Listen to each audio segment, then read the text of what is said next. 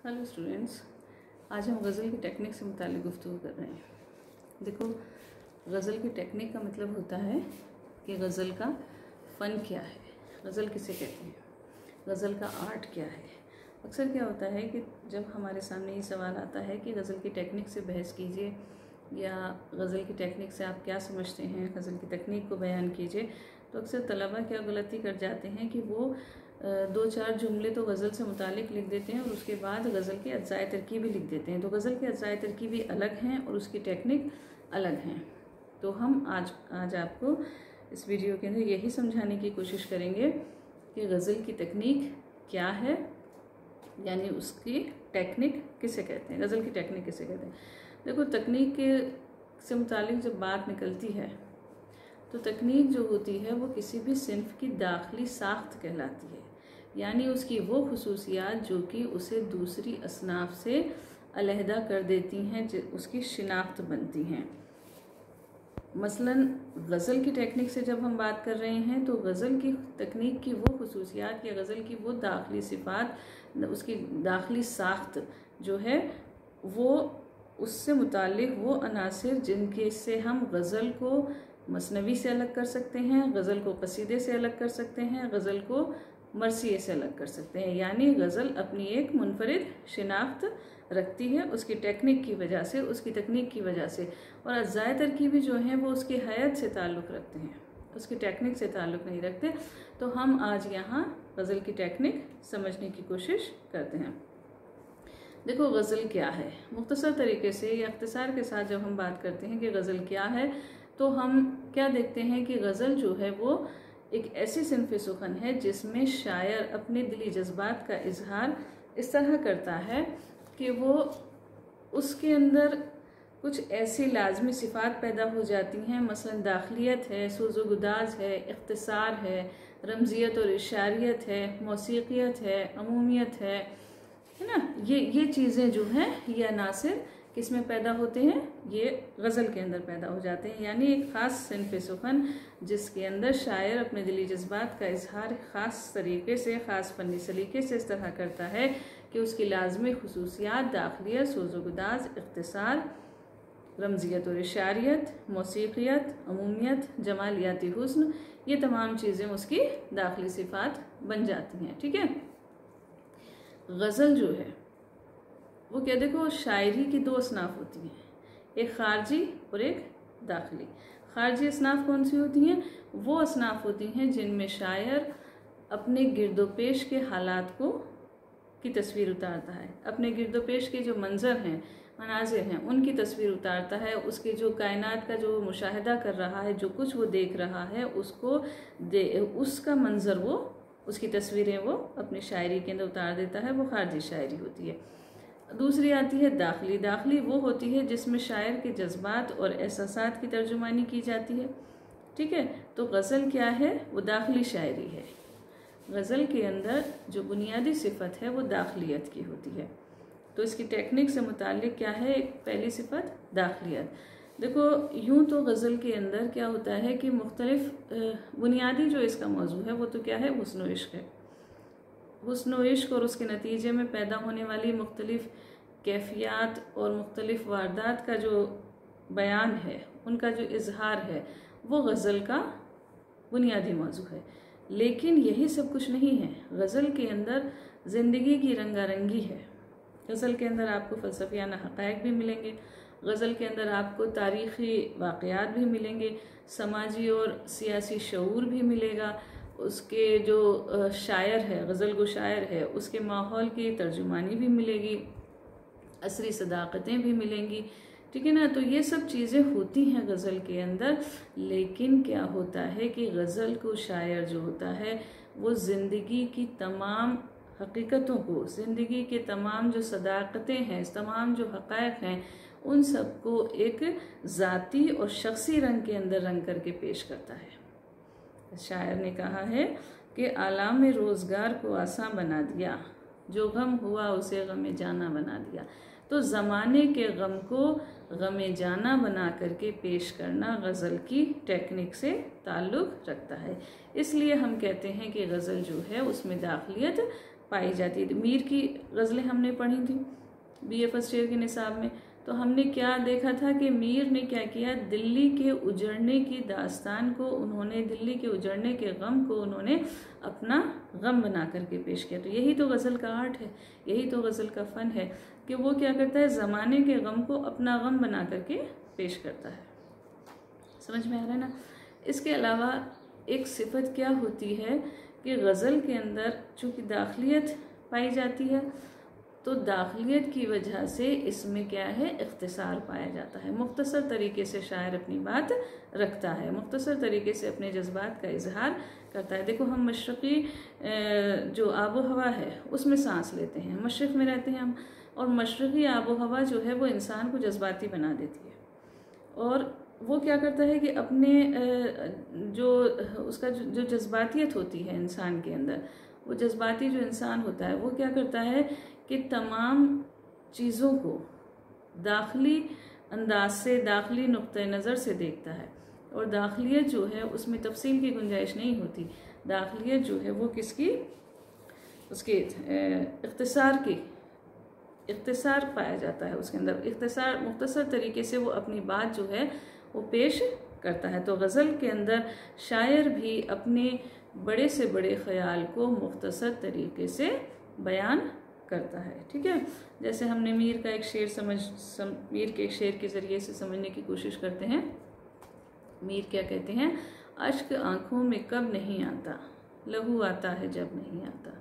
तो यहाँ इश्क की एक दास्तान है, मुकम्मल दास्तान, जो कि उन्होंने 2 मिसरों के अंदर पेश कर दी है। मुख्तसर तरीके से उन्होंने उसको पेश कर दिया। तो यही गज़ल का आर्ट है, यही गज़ल की तकनीक है कि यहाँ दाखिली जज्बात का इजहार जो है वो किस तरह किया जाता है, बहुत मुख्तसर तरीके से, बहुत इख्तिसार के साथ किया जाता है। ठीक है, इसके अलावा क्या होता है कि गज़ल के अंदर हर शेर मुकम्मल होता है, हर शेर के अंदर एक मुकम्मल मौजू, एक मुकम्मल ख़याल या एक मुकम्मल जज्बे का इजहार किया जाता है।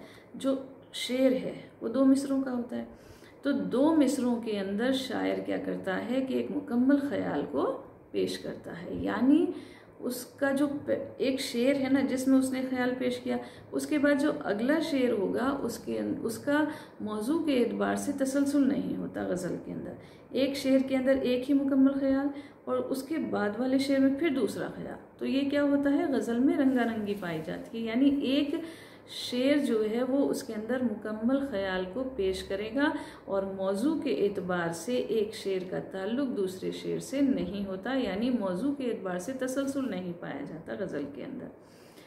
तो यूँ तो कताबंद अशार को छोड़ दो, लेकिन एक आम जो इसकी टेक्निक है वो क्या है, हर शेर के अंदर एक मुकम्मल ख्याल होगा और मौजू के एतबार से एक शेर का ताल्लुक दूसरे शेर से नहीं होगा। ये इसकी टेक्निक से ताल्लुक़ रखता है।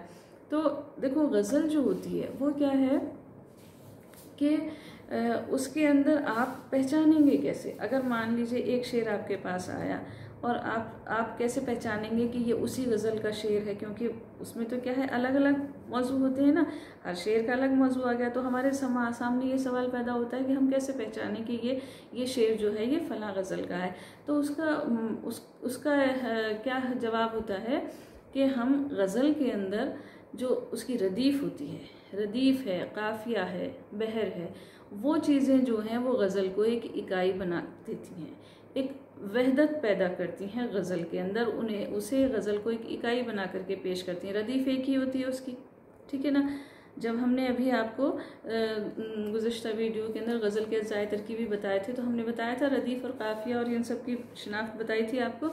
तो गज़ल जो है वो उसके अंदर रदीफ़ एक ही होती है, हम वज़न लफ्ज़ काफ़िया होता है और बहर उसकी एक ही होगी। तो हम इन चीज़ों से गज़ल को पहचानते हैं कि हाँ ये शेर जो है, अगर कोई एक अलग शेर हमारे पास आ गया, एक मुनफरिद शेर आ गया, तो हम क्या कहते हैं कि हम ये पहचान जाते हैं कि ये फ़लाँ गज़ल का है। सिर्फ इस वजह से, क्योंकि उसकी रदीफ़, काफ़िया और बहर जो होता है वो गज़ल को एक इकाई बना देता है और उसी से शिनाख्त गज़ल की होती है।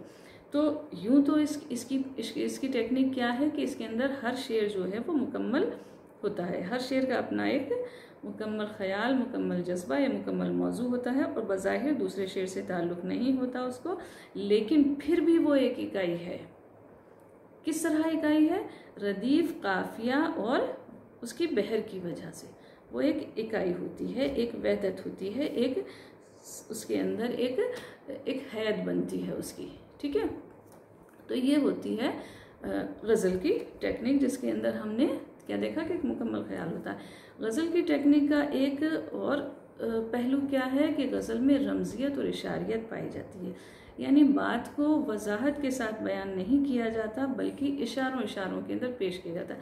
अभी हमने आपसे कहा कि गज़ल के अंदर बहुत मुख्तसर तरीके से शायर अपनी बात कहता है, तो इख्तिसार है, उसके पास इतनी जगह ही नहीं है, उसके पास इतनी स्पेस ही नहीं है कि वो अपनी बात को वजाहत के साथ पेश करके। 2 मिसरे हैं उसके पास, अब इन 2 मिसरों के अंदर वो अपने ख्याल को कैसे पेश करे? तो ये क्या होता है कि इसके लिए शायरों ने बहुत मेहनत की और उन्होंने बेशुमार ऐसे इशारे, बेशुमार ऐसी तशबीहात, इस्तियारात, अलामतें और तलमीहात वग़ैरह वज़ा कर ली, जिसकी वजह से शायर क्या होता है कि एक मुकम्मल ख़याल को, एक मुकम्मल मौजू को किस तरह पेश करता है? मुख्तसर तरीके से इख्तिसार के साथ पेश कर देता है और उसके हुस्न में इजाफा भी होता है। इससे गज़ल में दिलकशी भी बढ़ती है, तासुर भी पैदा होता है उसका, और हमें अपील करता है वो। तो ये चीज़ें क्या होती हैं कि ये रमज़ियत और इशारियत जो है, यानी बात को इशारे में कहना, बात को खुल करके ना कहना, ये गज़ल का आर्ट है, ये गज़ल की टेक्निक है। इशारों के अंदर कहना, तो बहुत सारे इशारे होते हैं इसके अंदर, बहुत सारे इशारे तख्लीक किए गए। मसलन जैसे हम गज़लें पढ़ते हैं तो हम देखते हैं गम व वफ़ा है, ठीक है ना, मोहब्बत व हुस्न है, और गुल व गुलची है, दैर व हरम है, दैर व खानका है, दैर व हिकमत है ना, और हिकमत व जुनून है, या अक्ल व जुनून है, और शमा व परवाना है, गुल व बुलबुल है, शीरियों फरहाद है, कैसो लैला है, या फिर यूसुफ व जुलेखा है, तूर व मूसा है। तो ये तमाम जो इन चीज़ों के ज़रिए क्या होता है कि शायर जो है वो एक मुकम्मल दास्तान हमारे जहन पर की तरफ मुंतकिल कर देता है। वो सिर्फ वो दो अल्फाज के अंदर, उसने जहाँ तूर व मूसा की बात की, तूर व मूसा का जिक्र किया, उसने ये लेकर के आया ये तरकीब, तो क्या हुआ कि ये जो तलमीह लेकर के आया इसकी तूर व मूसा की, तो क्या हुआ कि हमारे जहन पे फ़ौरन, हमारे जहन के अंदर हज़रत मूसा का वाक़या जो है वो आ जाता है। तो इस तरह क्या होता है कि वो मुख्तसर तरीके से, मुख्तसर इशारों के अंदर वो अपनी बात को एक मुकम्मल तरीके से पेश करता है। तो ये रमज़ियत और इशारियत की वजह से, इन इशारों की वजह से, इन तलमीहात की वजह से, तशबीहात और इस्तियारात की वजह से गज़ल का दामन जो है वो बहुत वसी हो गया। और यही वजह है कि शायर जो है वो बहुत सारे मौज़ूआत का बयान उसके अंदर कर देता है। सिर्फ इश्क व मोहब्बत का बयान यहाँ नहीं होता। गुल व बुलबुल के पर्दे के अंदर वो क्या करता है, ज़िंदगी की तमाम हक़ाइक़ को, ज़िंदगी के तमाम सच्चाइयों को, ज़िंदगी के तमाम वाक़यात को, यहाँ तक कि अपने असर के जो हकीकतें हैं, जो माहौल है, उस तक को पेश कर देता है। देखो एक शेर है, हम उसके ज़रिए भी आपको ये समझ सकते हैं आप लोग कि एक शेर है, ग़ज़ाला तुम तो वाकिफ़ हो, कहो मजनू के मरने की, दीवाना मर गया आखिर को वीराने पे क्या गुजरी। तो बज़ाहिर तो ये इश्क़ मोहब्बत का शेर नज़र आ रहा है ना। वो क्या करें, ग़ज़ाला तुम तो वाकिफ़ हो, कहो मजनू के मरने की, मजनू की बात हो रही है, दीवाने की बात हो रही है ना। तो शायर क्या कह रहा है कि ये, इससे हमें क्या लग रहा है कि ये कोई इश्क़ मोहब्बत का शेर है, लेकिन हकीकत क्या है कि ये बंगाल के जो नवाब थे सिराजुद्दौला और अंग्रेज़ों के बीच में जो जंग हुई थी, उसके बाद सिराजुद्दौला की शहादत को शायर पेश कर रहा है। उसके अंदर, इस शेर के अंदर शहादत का जो नक्शा है वो खींच रहा है कि अंग्रेज़ों ने किस तरह शहीद कर दिया था सिराजुद्दौला को, बंगाल के नवाब को। और यहाँ जो वो कह रहे हैं ना, ग़ज़ाला तुम तो वाकिफ़ हो, कहो मजनू के बनने की, तो मजनू कौन है? मजनू है सिराजुद्दौला, और ग़ज़ाला जिससे वो कह रहे हैं ग़ज़ाला तुम तो वाकिफ़ हो, वो कौन है? बंगाल की अवाम, वहाँ की पब्लिक, जिन्होंने सब कुछ देखा। दीवाना मर गया, दीवाना कौन मर गया? सिराजुद्दौला मर गए। तो दीवाना मर गया आखिर को वीराने पे क्या गुजरी। वीराना क्या है? वीराना है बंगाल, बंगाल जहाँ पर सब कुछ, जहाँ को लूट लिया गया था, बाद में अंग्रेज़ों ने सब कुछ लूट खसोट की थी। तो वो कह रहे हैं कि ये गज़ल जो है, मतलब हम कहने का मकसद हमारा ये है कि गज़ल जो है उसके अंदर इशारों इशारों के अंदर शायर जो है वो ज़िंदगी की, कायनात की तमाम हकीकतें उसके अंदर बयान करता है। तो रमज़ियत और इशारियत इसकी टेक्निक से ताल्लुक़ रखते हैं। एक इसकी टेक्निक का एक अहम पहलू क्या है कि इसमें मौसीक़ियत पाई जाती है, मौज़ूनियत पाई जाती है, मौसीक़ियत तरन्नुम पाया जाता है। देखो यूँ तो मौसीक़ियत और तरन्नुम जो है वो हर शायरी की हर सिनफ के अंदर, लेकिन गज़ल के अंदर ये ख़ास होता है। इसकी वजह क्या होती है? इसकी वजह यह है कि इसके अंदर रदीफ़, हमने आपको गुज़िश्ता वीडियो में समझाया था कि रदीफ़ क्या करती है। रदीफ़ जो है वो एक गज़ल के अंदर एक झनकार पैदा करती है, एक म्यूज़िक पैदा करती है। काफ़िया भी इसके म्यूज़िक को, इसकी मौसीक़ी को बढ़ाता है, उसमें इजाफे का सबब बनता है, जज्बे की शिद्दत को बढ़ाता है। तो ये चीज़ें जो हैं वो क्या है, गज़ल के अंदर मौसीक़ियत को पैदा करती हैं, उसको इजाफा करती हैं उसका। तो गज़ल की जो बहुत सारी जो खुसूसियात हैं बुनियादी, उसके अंदर एक बड़ी सिफत ये भी है कि उसके अंदर मौसीक़ियत पाई जाती है इस तरह की। इसीलिए तो हम गज़ल इतनी मकबूल है, हमें अपील करती है, हम गुनगुनाते हैं गज़ल को, गाते हैं हम। देखो शेर देखो, शायर क्या कह रहा है कि आके तुझ बिन इस तरह ए दोस्त घबराता हूँ मैं, आके तुझ बिन इस तरह ए दोस्त घबराता हूँ मैं, जैसे हर शय में किसी शय का पता पाता हूँ मैं। तो इस तरह जो है वो एक मौसीक़ियत होती है जो गा सकते हैं हम, जिससे गज़ल को, जिसकी वजह से गुनगुना सकते हैं हम गज़ल को। तो ये मौसीक़ियत इसकी टेक्निक से ताल्लुक़ रखती है। इसके अलावा गज़ल में जमालियाती हुस्न होता है। शायर जो है वो इस तरह गज़ल को लिखता है, उसका जो उसलूब है उसके अंदर एक जमालियाती हुस्न है जो हमें हमारे जमालियाती कैफ़ की तस्कीन का सबब बनता है। हमारे दिल को अपील करता है वो। जैसे शायर एक शेर देखो, शायर क्या कह रहे हैं कि उन्होंने जैसे क्या किया था कि क्या लुत्फ़ के मैं अपना पता आप बताऊं, क्या लुत्फ़ के मैं अपना पता आप बताऊं, कीजिए कोई भूली हुई ख़ास अपनी अदा याद। तो इस तरह जो है शायर अपने ख़यालात का, अपने जज्बात का इजहार इस तरह करता है कि उसमें एक जमालियाती कैफ़ पैदा हो जाता है जो हमें मुतासिर करता है, हमें अपील करता है। ठीक है। इसके अलावा गज़ल में अमूमियत पाई जाती है। सदाकत को इस तरह आम रंगों के अंदर रंग कर पेश किया जाता है जो एक ही किस्म के मुख्तलिफ वाक़यात पे चस्पा किया जा सके। तो गज़ल की ये टेक्निक है, ये गज़ल की ये तकनीकी खुसूसियात हैं जो कि हमें गज़ल की शिनाख्त का सबब बनती हैं और गज़ल को दूसरी असनाफ से अलहदा करती हैं। लेकिन ये हमेशा ध्यान रखिए कि गज़ल की तकनीक जो है वो उसकी अज़ाए तरकीबी से अलहदा है। अज़ाए तरकीबी उसकी हैत से ताल्लुक़ रखती हैं और गज़ल की टेक्निक का मतलब होता है गज़ल का फ़न क्या है, गज़ल का आर्ट क्या है, गज़ल की तकनीक क्या है। तो अक्सर हमारे सामने ये सवाल पैदा होता है, इसलिए हमने इस पर गुफ्तगू की और आपको समझाने की कोशिश की। उम्मीद है समझ में आया होगा कि गज़ल की टेक्निक क्या है, गज़ल की तकनीक क्या है। आइंदा हम किसी और मौजू पर गुफ्तगू करेंगे। Thank you.